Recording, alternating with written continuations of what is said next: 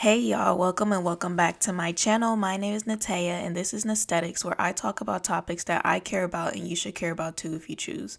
First of all, I'd like to say hello and welcome to all the new subscribers from my last Boondocks video. If you have not seen that video yet, the link will be in the description box alongside some other media analysis videos. Today we will be breaking down and analyzing Season 1, Episode 7 of the Boondocks, titled A Huey Freeman Christmas, since it is the holiday season. For those of you who have come across this video and are unfamiliar with the Boondocks, I'm going to share a short clip of what the show is about. The Boondocks is an American animated sitcom created by Aaron McGruder. The show follows the lives of Granddad, voiced by John Witherspoon, and his two grandsons, Huey and Riley, both voiced by Regina King. Now I'm going to break down the episode by scenes and analyze different parts of the episode to talk about the deeper meaning of it. I would like to preface that this video will be a mix of commentary and analysis, and that I will not be analyzing every scene of the episode, but choosing the scenes I think are most important. So let's get into the analysis. The episode starts off with Jasmine Dubois, who is a 10-year-old biracial character, giving a sermon at a church about Santa Claus. I don't have any analysis for this scene, but just commentary. This intro to the episode always cracks me up. I am personally so intrigued with the Black church and its historical and present day influence on the Black community. Yes, I know the Black church can be problematic, but I do admire the way that Black people created their own way to praise, our creation of gospel music, which we can hear in the instrumentals in this scene, and also the stylistic preaching. Black preachers are very theatrical when they preach, and Jasmine in this episode was imitating how Black preachers recite their sermons. It's just something about the Black church and gospel music that hits different for me compared to non-Black churches. I personally thought this intro scene was hilarious, especially when the praise break music starts playing and the white people are doing cartwheels around the church. Now, we know that when Black people praise, we shout, but I just thought it was hilarious how in this scene, the white church attendees are doing cartwheels around the church. I guess that was Aaron McGruder's way of portraying white people shouting, and I kind of thought that was just funny. I also think it's interesting just the history of the Black church and the effect that it has had on the Black community. And I know that some people are kind of in the middle about like Christianity, which I'll talk a little bit more later in this video, because in this episode, Huey Freeman, he kind of like challenges like our beliefs about Christmas and things like that. So we'll return to that soon. So in the next scene, we see Santa Claus is at the mall and all the children are happy to see him except Riley. Riley throws a chair at Santa Claus and starts beating him up with a golf club. Clearly, Riley doesn't like Santa, and we'll discuss that a little more later when we find out why. Next, we see Huey is in history class with his white teacher who is teaching about Kwanzaa. This man can't even pronounce the 6th day of Kwanzaa, which is Kujichagulia. Granted, I couldn't pronounce that word either until I looked it up, but if you're a teacher, you should come prepared and know how to pronounce the word if you knew you were going to teach it. And Huey is the only Black student in class, and he just looks at the teacher like, really, dude, like you really appear like not even pronouncing the words right. And Huey says that the teacher is culturally sensitive. We see that the teacher is trying his best to teach on the subject of Kwanzaa and engage the students, but he's stuttering while he's reading a text talking about Kwanzaa, and you can tell he's trying, it has good intentions, but he's struggling. The rest of the white kids in class are yawning and unengaged, and the teacher asks who wants to join him in the Harambe salute. All the kids automatically turn to Huey, and the teacher calls out Huey and asks if he wants to join in. Huey says nothing, and the teacher is like, "Are you sure? It's Kwanzaa," then proceeds to do the Harambe salute alone. So there's a lot to dissect here. First, let's start off with the teacher. So Huey said the teacher is culturally sensitive. I think culturally sensitive is a good thing because that means someone is aware of someone else's culture, but someone can still be culturally sensitive and come off racist. I think sometimes people try too hard to be culturally sensitive, and when they're trying, they're giving off microaggressions. And this is what we see in Huey's class. Sometimes that internalized racism and white supremacy be coming out, even though they're trying to be culturally sensitive. So first of all, like the teacher couldn't even pronounce the Kwanzaa name Kujichakalia, and he was stuttering. Like, yes, that word is hard to pronounce, and just like sometimes names of students of color are hard to pronounce, but it's like it's your job as a teacher to learn how to pronounce these things, and he easily could have looked up how to pronounce that day of Kwanzaa before teaching this lesson. And if a teacher really cares about teaching more cultural history, then he will actually study, or they will actually study the material and learn how to pronounce the words and anything else before teaching the class. So it's giving very much performative to me, like when teachers are trying to be culturally sensitive but they not trying hard enough, like it's giving performative. So the fact that the teacher and all the students looked to Huey to do the Kwanzaa salute, that was a microaggression in itself, because just because he's the only black student in the class, that doesn't mean he has to be the one to participate in this. Like, that's similar to how when you're the only black person in the class and they're looking to you to teach about black history, or if it's Black History Month and they talking about Martin Luther King, they looking to you to speak up and to teach the class. Like, no, it's not our job to do that. That's the teacher's job. And like, other students should be wanting to be engaged with other cultures' history and not just look to that student to do it. Like, y'all should be engaged too. So this episode was released in 2005, but this is still very relevant today because I know that this stuff happens in classrooms. I've been the only black person in my class before, and it sucks. It sucks being the only one who is really culturally aware, and people are looking to me or other people of color in class to teach the rest of the class. We are students here to learn like the rest of y'all. We not getting paid to teach. We are not the teacher. And I feel like it's a shame that there are white kids out here that really don't care about having cultural competence or learning different cultures' history, just like these students in Huey's class. Y'all saw how bored and unengaged they were. And like, Huey was unengaged too, but I feel like Huey was unengaged because he saw his teacher was stuttering over the words and didn't come prepared to teach the lesson about Kwanzaa. The other day, I was talking to someone who was getting a master's degree in counseling, and they were telling me about how some of their white classmates were not interested in learning the multicultural counseling curriculum.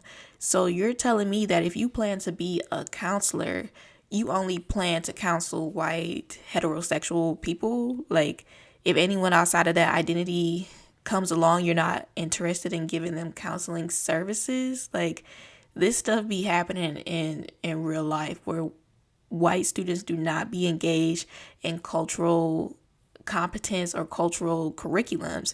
So this just also reminded me of the initiatives to ban Black history and other cultural history in schools because they don't want to make students feel uncomfortable. So I said all of that to point out that these white kids in the Boondocks was unengaged in Huey's class, and it's really like that in real life. And it's a shame because if cultural competence isn't being taught in schools and kids and teachers aren't engaged in the material like genuinely, this only further promotes white supremacy in our society. I know that was a lot of dissecting of that scene. Like, I feel like that was a lot of analysis there, but yeah, that was just how I saw the scene and how I was interpreting it. So next, we get a view of the outside of the school, which is J. Edgar Hoover Elementary School. And we see the school in other episodes too, but I will never get over the fact that the school in this show is the J. Edgar Hoover Elementary School. I just love the irony because the character Huey Freeman is based off the real-life Black Panther Party co-founder Huey P. Newton, and J. Edgar Hoover, who was the director of the FBI, declared the Black Panther Party as the greatest threat to internal security of the country and pledged in 1969 it would be the last year of the party's existence. So J. Edgar Hoover declared this because of the Black Panther Party's free breakfast program serving kids in the community. He saw that as a threat because the Panthers were doing boots on the ground work to help Black communities. So Huey Freeman, who embodies the spirit of Huey P. Newton, goes to a school named after the man who plotted to destroy Huey's organization, the Black Panther Party. I just love the intentionality in that. So Huey's teacher asks him to direct the Christmas play, and at first Huey declines because he said he doesn't care about Christmas. But he tells Huey you don't have to do a traditional Christmas play and it can be whatever he wants. Huey lets him know, if you let me do whatever I want, you will be fired for being an irresponsible white person. So this is foreshadowing of what will happen later, because we will see what happens to the white teacher at the end of the episode. But I think it's interesting that Huey told him he would be fired for being an irresponsible white person. So the definition, the way that I'm interpreting it, of being an irresponsible white person is doing something that goes against white supremacy and racism. Because the teacher knew that Huey would put on a non-traditional, most likely very black Christmas play, the teacher allowing Huey to do that is irresponsible. To me, that is saying when white people don't uphold white supremacy, they are considered irresponsible. It seems like society has given white people that duty to uphold it so that they can continue to be superiors. So I just thought that was interesting that Huey called him an irresponsible white person. So basically, anytime a white person does something that's against societal norms to actually promote like equality, equity, they're being irresponsible, and that's a shame. So the teacher insists and tells Huey he would love to see his vision, and let's listen to what Huey had to say about that. I would really love to see your vision. Vision? What do you know about my vision?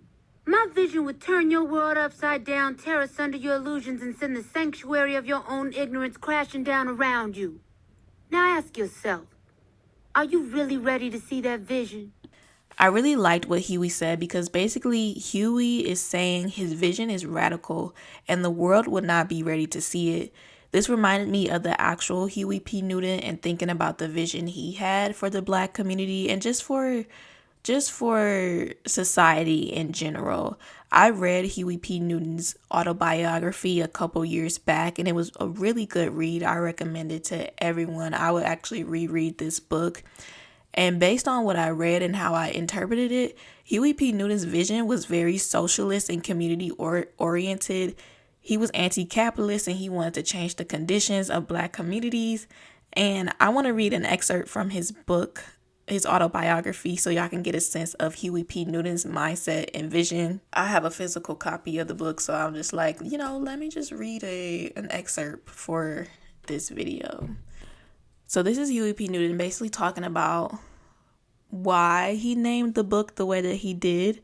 So he said, reactionary suicide, wherein a person kills himself in despair and helplessness. Revolutionary suicide is infused with the possibility that one's death will further the revolutionary cause. As Huey explains, it is better to oppose the forces that would drive me to self-murder than to endure them. Although I risk the likelihood of death, there is at least the possibility, if not the probability, of changing intolerable conditions. Revolutionary suicide does not mean that I and my comrades have a death wish. It means just the opposite. We have such a strong desire to live with hope and human dignity that existence without them is impossible. So Huey P. Newton's vision was to challenge society and societal forces that were meant to put black people and other marginalized groups down. So it's safe to assume that Huey Freeman's vision in the Boondocks is similar, and doing this play would be a way to challenge societal norms. The teacher tells Huey he will give him complete creative control over the Christmas play, and Huey asks for that in writing, and it's a done deal. So Granddad and Huey are in the living room watching a Christmas special on television about what Christmas is about from a Christian perspective. Granddad is crying because it touches his spirit, and Huey is not impressed with the television special at all. Huey explains to Granddad that Christmas is a pagan holiday and has nothing to do with the birth of Jesus. Huey says that Jesus most likely wasn't born in December based on the scriptures, and begins to break down the history of Christmas. Look, Granddad, it's clear from the scripture that Jesus was not born in winter. The shepherds who saw the angels announcing his birth would not have been out in their fields in December. The Palestinian winters are too cold, if you believe in that sort of thing. The truth is, Christmas evolved from the Roman holiday Saturnalia, a winter festival where men gave gifts to each other. They also would get drunk, have sex with each other, and beat their wives. People would act so crazy on Christmas, the holiday was outlawed by the Protestant Church until the 1800s. As a matter of fact, the United States Congress Granddad?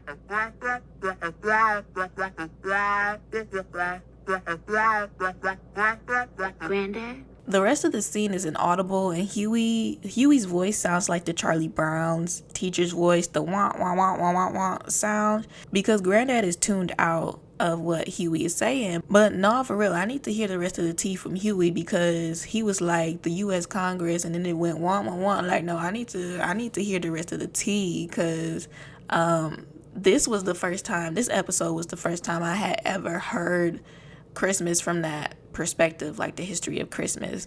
I personally never knew the history of Christmas or thought to look into it before I saw this episode of the Boondocks, and I saw this episode of the Boondocks for the first time maybe like 3 years ago. But Huey is exposing the westernization, if that's the right word, of Christmas, showing how it's advertised as a Christian holiday to celebrate the birth of Jesus, but historically it has not been that way.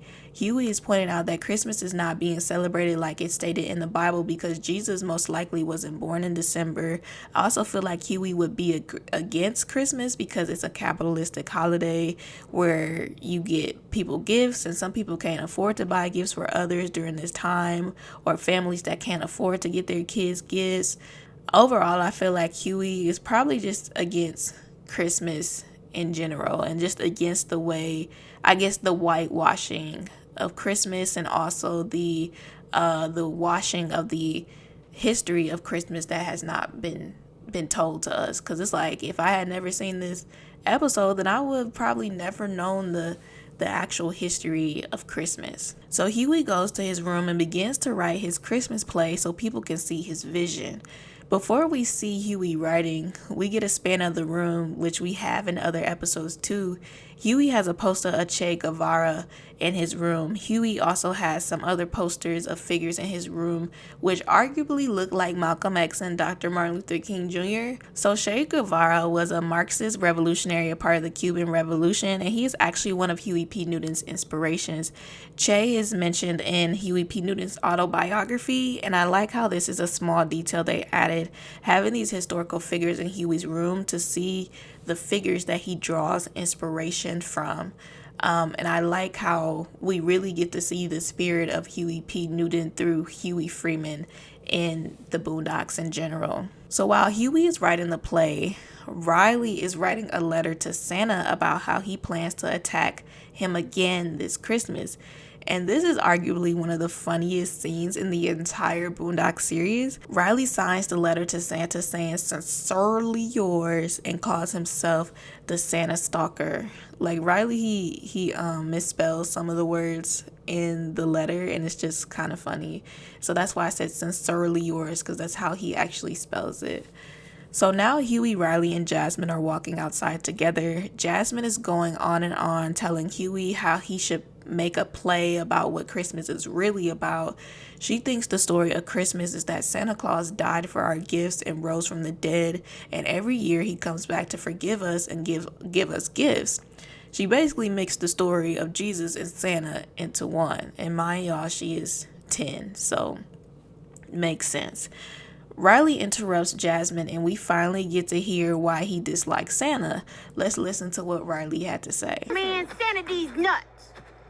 Where was Santa when we was in the hood, huh? Santa ain't show a nigga no love back then. I didn't ask for much. Just rims. Not even the whole car.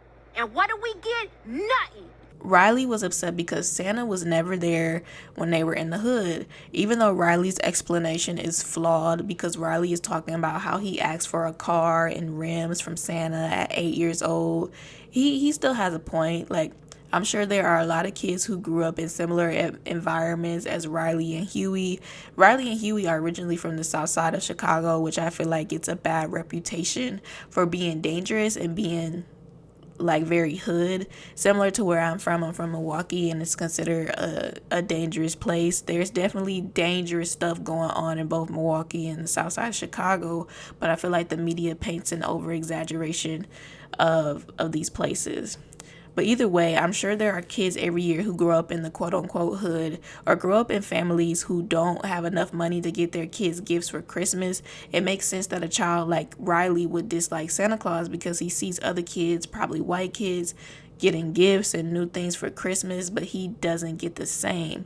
I'm sure there are black kids every year that feel the same way as Riley, feeling like they've been left out or forgotten by Santa Claus every year and feel like Santa Claus don't come to the hood. Because kids don't know that Santa Claus isn't real when they're growing up. They don't know that he's not the one that actually brings them gifts, that it's their parents. So like Riley clearly doesn't know that his situation growing up is the reason why he is not getting presents. But from his perspective, it's just this, white man that's giving all these other kids presents, but not him. So now we're going to skip a couple scenes and go to the next scene at the mall. Santa is at the mall again for the first time since last year when he was assaulted by Riley.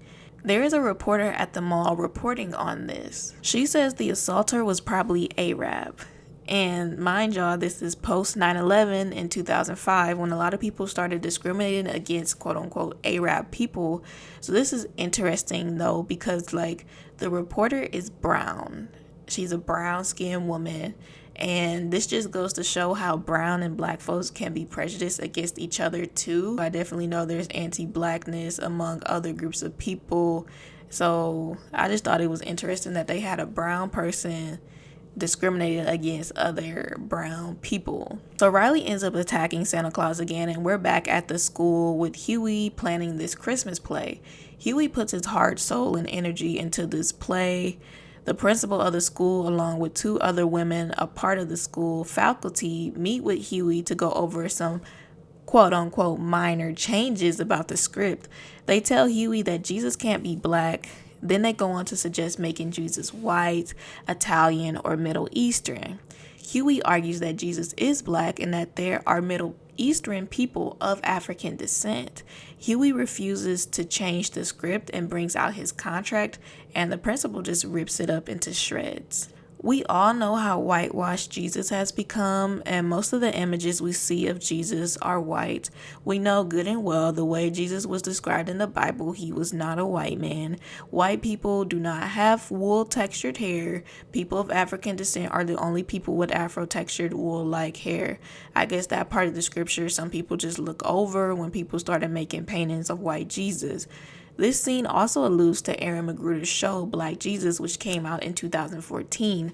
I watched one episode of Black Jesus a long time ago, and at the time I didn't even know it was created by Aaron McGruder, so I can't say how the show is. I low-key might have to watch the show again soon just to see what it's about.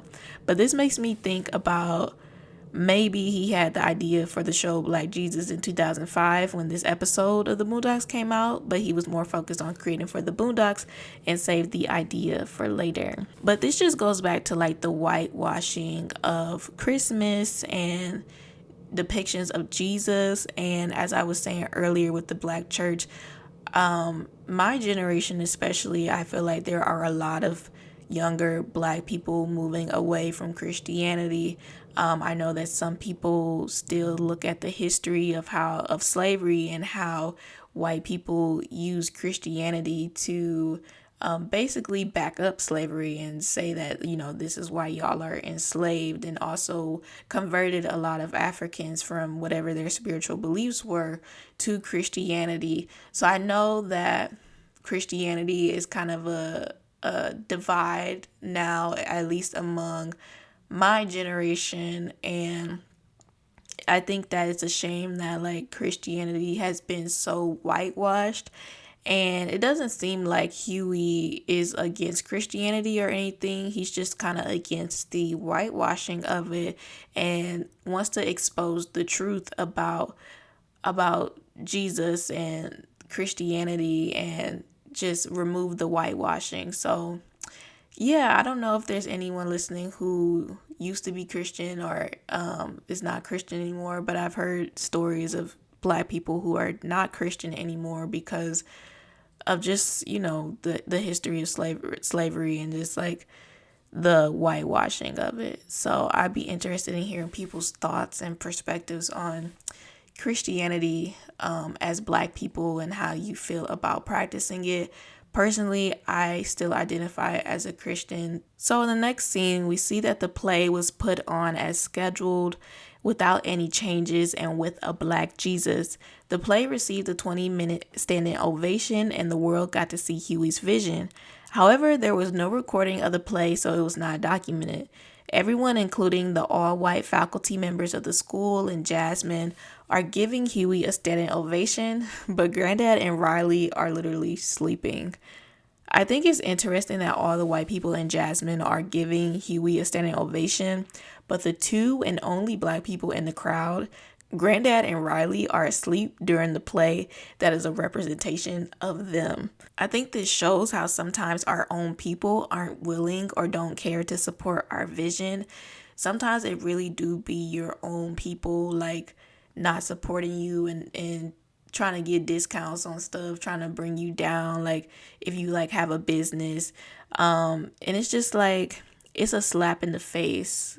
And it's a shame that sometimes our own people don't even care to support us or want to give us like half support. Like I was saying, asking for discounts and just like not wanting to pay full price for something or not want to give their full attention to something, to our vision.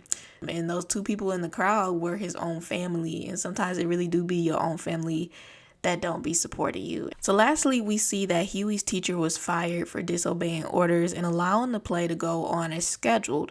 He then ended up becoming a professor of African American studies at the University of Maryland.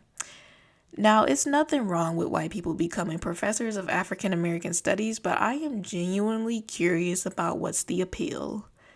What is the appeal to study African American studies for non-black people? I'm happy there are non-black people studying our history and wanting to teach it, but I'm just curious, like, what's the intention behind it? I've seen several white African American studies professors in real life, and that's a big dedication because you literally have to get a PhD in order to become a professor. So you went to school all that time studying African American history. That's a big dedication, and I just want to know the intention behind it and why you decided to dedicate so much of your time to studying African American history. Like, I know why I study it because I'm black and I'm passionate about it and I want to know my own history, but I'm just genuinely curious, like, what's the appeal for non-black people who study African American studies? So yeah. So that's the end of my analysis. That's all I have for this video. I like that we got to see in this episode 3 different perspectives of Christmas. Neither Riley or Huey liked Christmas, but for different reasons. Riley doesn't like it because Santa never showed up for him in the hood, and Huey doesn't like it because of the whitewashing of it. Then we have Jasmine, who is absolutely naive and just loves Christmas. Let me know your thoughts about my analysis in the comment section below. Let me know if I missed anything and what are your thoughts about the history of Christmas. What are your thoughts about black people and Christianity, especially because it has been so whitewashed? And analysis and commentary videos are my favorite. So if you have any suggestions for other Boondocks episodes you'd like me to analyze, or any other shows, films, music, etc., let me know. Thanks for watching this video and happy holidays, and I will see y'all in my next one.